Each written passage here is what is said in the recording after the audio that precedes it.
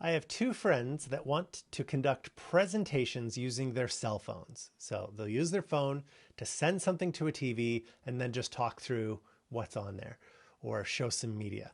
One is on an iPhone, one is on an Android, and they asked me, how can we do this? I thought it would be more straightforward, but even though it's 2023, I guess it's going to be more complicated than that. So I wanted to show you today what I've learned. So first, the contenders.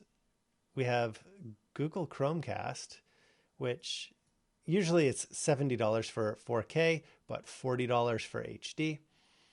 And secondly, we have the Apple TV, which is like, it's only 4K right now, and it's $180 to $200. And what I learned is the following. If you have an iPhone, you can cast your whole screen to an Apple TV, as long as it's a more recent generation. And that could show your browser tab or Google Doc or Play Media.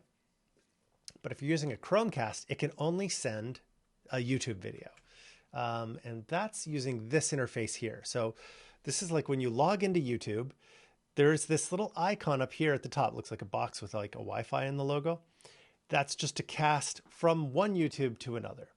So that is straightforward. Conversely, it's like the equal is true if you have an Android.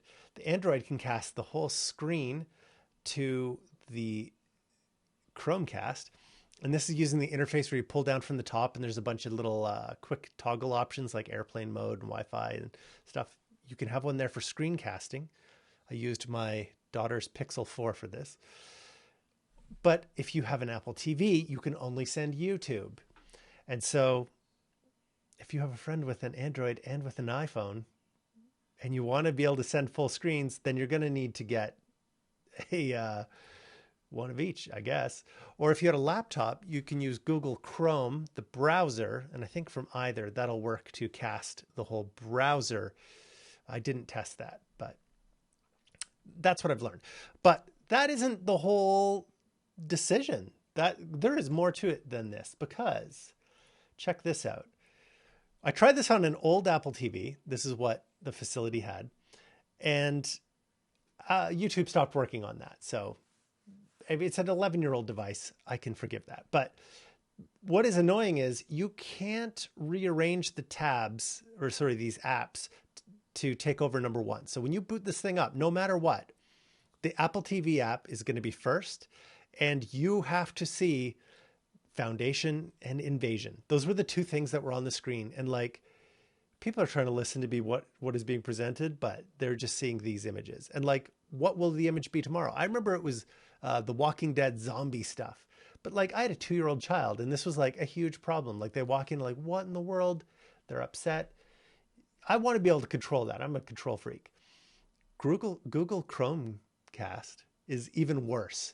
And this is ironic because in the discussions on iPhone versus Android, usually it comes down to like Android's so customizable, but it's kind of like the opposite is true on current gen stuff. So this is like out of the box what Chromecast is like. Big Barbie ad. I don't know what, like, top picks for you. Like if Google doesn't know me by now, like what is this? Scathing. There's a woman in a flesh colored bra. Looks like she's being tortured. Like there's nothing in my life that I've ever done that should make this be recommended to me. But here we are. Linus Tech Tips. Yes. Charlie Sheen. Never. Anyway, that's what it's like now. You can jump through the settings and there's a way to turn your Chromecast into app mode only. And for some people that would solve the whole thing. But for me, that there's Tubi, which is not an app that I have installed in this Chromecast, and it wants American Psycho. Like this is not a subtle image that like you could be in the front of a room giving a presentation next to. It's insane. The other ad, it was scrolling through and there's Little Mermaid. Bonkers. The modern Apple TV, however, this is just the HD version. So it's not the one that you would buy off the shelf today, but I think it has the same operating system. And I'm able to rearrange now to have an app be the first thing. So I want YouTube first. YouTube's not trying to like show me actual current content. It's just got this lovely artwork. And I believe that's been there for about a year now. And you can put whatever you want in there. So I think Apple TV is the better choice if you want to curate what's going to be on the screen when you boot this thing up. It's too bad it costs more. But the other thing I have to say is these things do change. So, we saw an older Apple TV, it lost the ability to even have YouTube and used to not be able to customize the top. Now you can. They could change that again next week. Same with the Chromecast. Will I always see American Psycho? Surely not. They probably have some kind of campaign or cycle, how long that ad's going to be there. But you're at the mercy of these things. So if you want full control, you got to end up with like a Raspberry Pi and Linux, and nobody is going to know how to use this thing. So we are sort of at the mercy of the tools of convenience. And then the last thing I have to say is, YouTube videos getting shared in a presentation is pretty common, but then you have ads. And maybe I'm just being a control freak on like what I'm seeing when I boot a thing up or dealing with ads at all. But to me, those are just like deal breakers. So I pay for YouTube Premium like a punk. I do the family thing. So I've got other people now trained to not handle ads. I forget what it costs. I think it's like $20 a month it's funny. It was like $18 a month for one person, $20 for a family of 6. So, yeah, take that for what you will.